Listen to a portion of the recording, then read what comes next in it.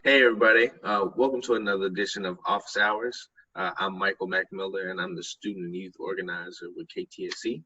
And today I have Chloe with us. She is the manager of the Just Health portfolio. And we're going to get started today. And we're going to take it really easy and quickly. Be here for about 25 minutes. Right. Hey Chloe. Hi, Michael. How are you? I'm doing well. How are you? I'm doing well. Taking it day by day. That's all we can Yeah. do. Absolutely. So, Chloe, we're going to get right into it. Can you tell us a Okay. little bit about yourself? Yes. So I'm originally from Queens, New York. I moved to Atlanta, Georgia when I was 18. I came here for Spelman College and studied psychology while I was there. I finished in 2016, so I was turning 22 then. And I did a year studying clinical research at Morehouse School of Medicine. And then in 2017, I started my master's in organizational leadership at Mercer University. Mm. And so I was 24, turning 25 when I finished my master's. And in my last semester of my master's program, I was interning at the Annie E. Casey Foundation. And from there, since they fund the RLE, or Resident Leaders for Equity program of the Partnership for Southern Equity, I got acquainted with PSE there. And I started my first full-time role with PSE at 20, going on 25. And it's been about a year and a half. I'll be 26 this year. And, time has not stopped, or the work. Yeah. Yeah. Okay. Good. So, how did you enter the work? Like, what made you care about health in particular? Yeah, so I always had an affinity for wanting to help people, but initially I thought I would do it through counseling. Mm. And then I started to feel like the clinical industry and like pharmaceuticals, um, and the traditional sense of healthcare was just not as big for the impact that I saw myself being able to give. And it was actually during my year at Morehouse School of Medicine when I was introduced to like population health and equity Mm. and what it means to be healthy when you're a part of a marginalized or vulnerable community, such as young Black people, particularly young Black women, but of course, young Black men as well. And so from there, I always wanted to make sure that the work I was a part of, whether it was through nonprofits, and I typically interned in nonprofits. The Annie Casey Foundation was the only foundation. But I realized that I wanted to reach my people. I wanted Mm. to reach people and demographics that look like me, because it's easier to be a bit empathetic when you can see yourself in that position. So, can you tell us about the social determinants of health? I've learned a little bit about it by just watching you all from afar, and I heard the quote that said, your zip code can be more informative of your health than your genetic code. Is Oh, that real? absolutely. And that's been my own experience. So again, I'm originally from Queens, New York, and originally from Springfield Gardens, or for people outside of New York, Jamaica, Queens. And at a certain age, my parents decided, with the cognizance of knowing the impacts of social health determinants, for us to move. Because in New York, like many urban or metropolitan cities, your zip code does determine the sort of impact, income trajectory that you'll be on, the sort of public schools that you can go to, the access to clinical care or to hospitals, and the doctors that you can see when you get sick. And so all of that did change when we moved to a predominantly white neighborhood from a traditionally um, Black community.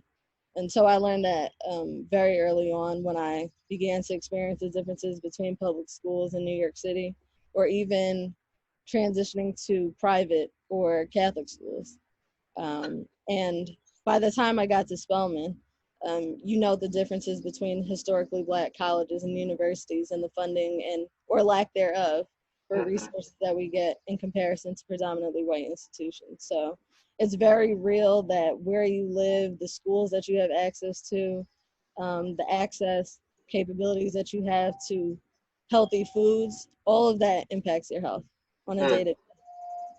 So is it true, and I've heard this, that based on if you live above I-20 or below I-20, there's a 10-year life expectancy difference. It could be that stark in difference. I can also speak to that personally. So when I studied at Spelman and even at Morehouse School of Medicine, I was in the West End. So that's Mm, considered Southwest Atlanta, predominantly Black community, predominantly impoverished community, in the midst of the highest ranking, historically Black college. And yet that dynamic persists. And most of those people um, don't graduate from high school, let alone make it to the institutions that are right there. In mm, addition to Georgia State or Georgia Tech, also phenomenal schools, most of the people that are from Southwest Atlanta will never enter those institutions. mm, Um, and yet from there, from the West End, I moved to Brookhaven. mm, But again, I have had to step back and realize that even in my experience of living in Atlanta, I'm a transplant. And that is very different from the traditional trajectory of a young Black person that's growing up here. mm. Um, it is a bit easier to navigate when you're not from here, unfortunately. So let's back up to go forward. Hmm. How did you, or when did you know that you could be and were a leader at such a young age? I mean, most people your age are either just getting their first real job or just deciding to go back to school and on down the line, but you're already on the fast track. Like, what were the environments or people, or what were the things that were being fed to you that said, no, I can go in and smash this real early? Hmm. I think I could credit a lot. I could credit it to growing up in New York City, which is just a generally fast-paced environment. I Mm-hmm, could also credit it to my parents who, anytime they saw me in a position where I needed to grow, they pushed mm-hmm, me into a new environment. And so mm-hmm, I'm used to chasing now environments or opportunities that challenge me rather than those that, nurture comfort. And so, especially if you're going to move any place as a young person, whether it's for school, whether it's for a professional opportunity, that mm-hmm, idea of pushing yourself before other people can push you, or looking to live in the challenge and discomfort of lack of familiarity where you know everybody, where you know everything, that's something that'll carry you throughout your life. And I encourage every young person to just push themselves. Home will always be there. What you mm-hmm, know, you'll always know. But there's so much more to see and to learn and experiences to be had. And I think living outside of my parents' home from 18 definitely has kept me on a certain trajectory because I've wanted to just be as self-sufficient as quickly as possible. And so I carry that mentality, whether it's in my personal life or professionally through my work experience. So much so that as soon as I was done with my bachelor's degree, I already had my applications out for my master's. And I was always taking advantage of professional development opportunities, even at PSC. And so within my first 9 months, I actually was promoted from an associate to a manager. mm-hmm. And that that was thank you. But That's that was me because that was my mindset before I got there. yeah. That I want to be able to maximize the room that I'm being given. It's not every organization where you have young Black people that are being pushed or being nurtured in a particular way. So I wanted to make the most of it. That's so dope. That's so dope. Okay, so let's get right into the content here Okay. because you're blowing me away right now. Okay, why does PSC focus on health?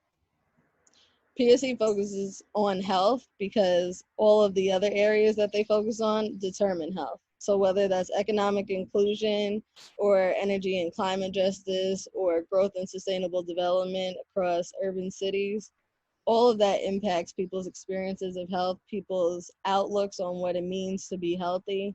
And there is a different culture that I've learned and seen firsthand with what people consider healthy in metropolitan Atlanta to the 11 most rural counties of Georgia. It is Mm, different. Experience of health is different. The mindset around health is different. The lifespan is different. But we do have those differences even within Atlanta. So I want to disprove this idea that, there's only a distinction between the city and the country. As you spoke to earlier, there are differences between the West End and Buckhead that are all considered Atlanta as well. So there's a perfect opportunity to mention the Two Georgias initiative. Can you tell us a little bit about that?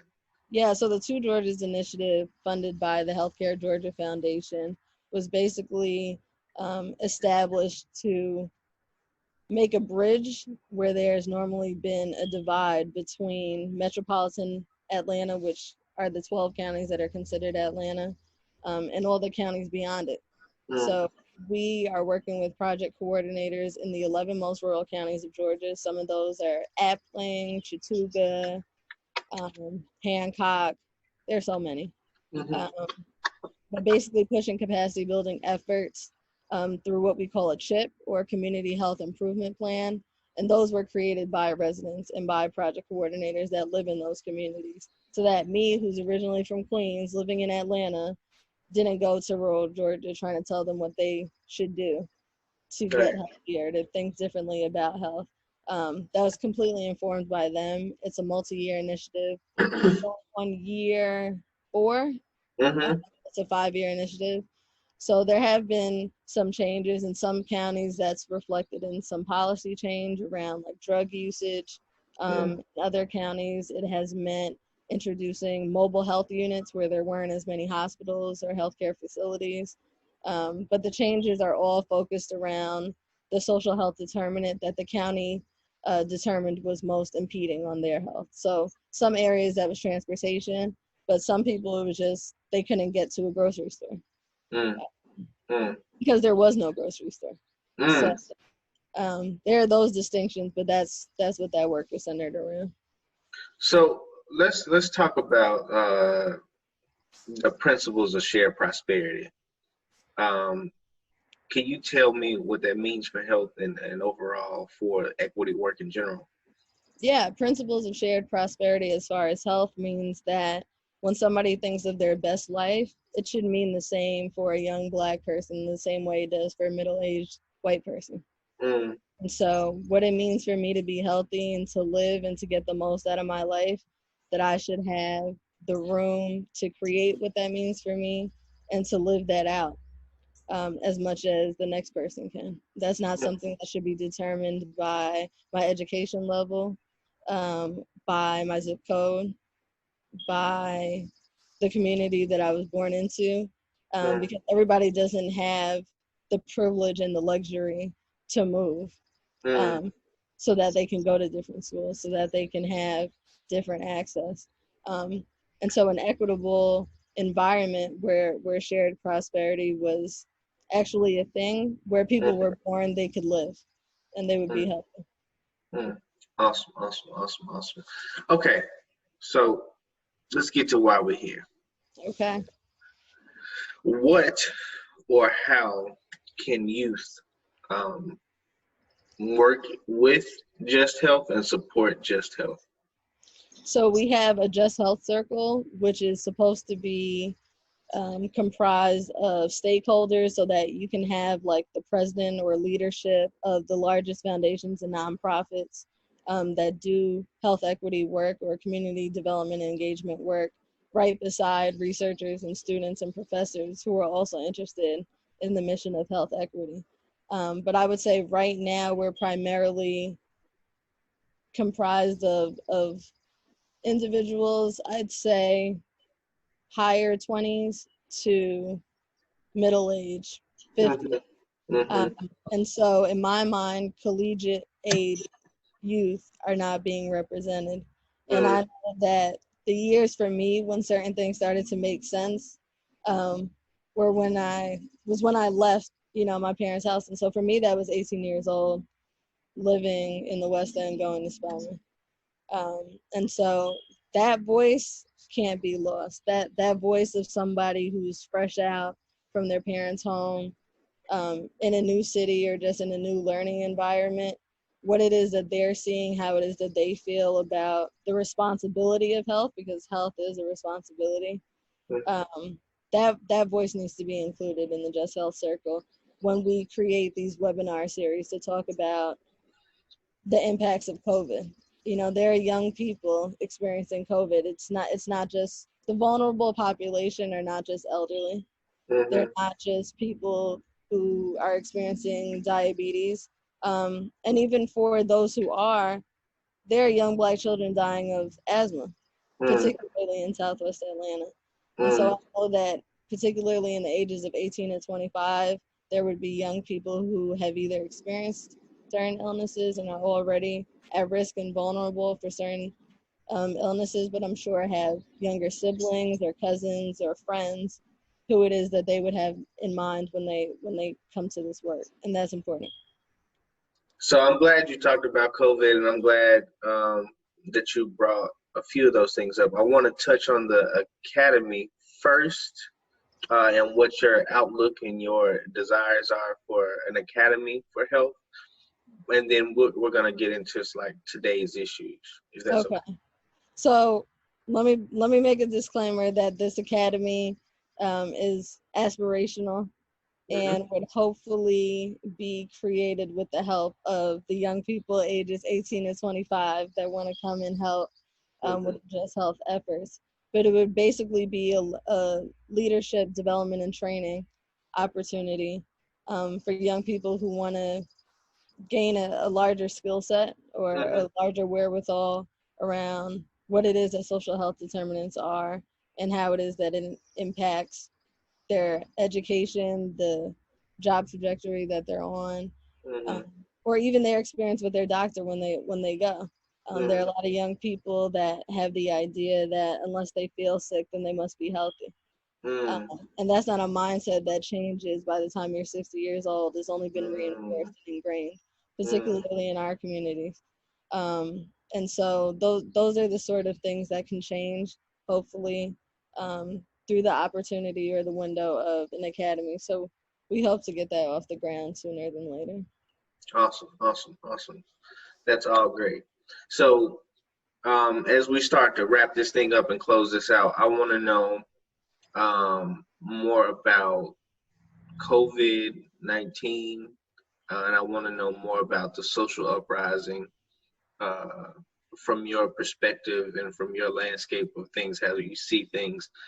What is it that these young people can be doing, or that they have been doing, in your opinion, to protect themselves as they go outside every day? Yeah, so COVID-19, the pandemic that we're all experiencing for the first time, is a public health issue, as is over policing of Black people of all ages across the world. That's also a public health issue. And I think people have had enough. Unfortunately, in efforts to protest or even to riot or to be an activist in however way that people feel comfortable and have the right to express themselves. Unfortunately, in physical spaces in the midst of a pandemic, well, you can't socially distance when you're at a rally, right? So it's important that if you're gonna put yourself in that position to be brave and courageous and a leader in that way, that you do what you can, as far as at least wearing a mask at minimum, making sure to at least wash your hands regularly, have your hand sanitizer on you. But there are other ways to mobilize and to be impactful. You know, digital organizing and campaigning is a real thing now. You have social media, you can make posts. You know, it's really an opportunity, specifically being quarantined still, to get creative around change. And if there's anything that I know about young Black people, particularly ages 18 to 25, is that they're creative. They can come up with their own ideas. They have their own feelings about what it means to be impacted by COVID. You know, they don't need people on television to tell them how it is that it's changed their life, or what it means to be fearful of experiences with cops. I think that that's something that, unfortunately, you and I probably, that's always been a reality, right? Yeah. So I think it's less about educating young people. It's more about listening to young people Mm, now more than ever. mm. Solid. That's very, very, very good. Um, I appreciate you. Yeah, I You appreciate the opportunity. you are hella impressive, and Thank we you. got to make sure that these young women of color Yeah, are protected and are thriving, especially in the Southeast where there's been a long history of that not happening. Um, absolutely. yeah. So before we let you go, is there any other events or announcements or social media or anything that you want people to get access to Um, and hear? yeah, we do have a Just Health page on Instagram that can be navigated to through the main PSE Instagram. But it's PSE underscore Just Health or something like that. I'm pretty sure that's what it is. But we have a pretty significant following because I'm the one running it. So I encourage everybody to check us out there. Of course, the main PSE pages through Facebook, Twitter. I think we're probably on everything, right? Yeah. And as far as health specifically, we do have a webinar coming up, but I will make sure that I give you those details so that you can share it to all of our viewers before it happens. Cool. All right. Well, guys, it's Mike and Chloe signing off. Please ask some really good questions at the bottom, and she's going to do her best to answer all of them. Please do. Thank you for your time. Thank you. All right. Bye.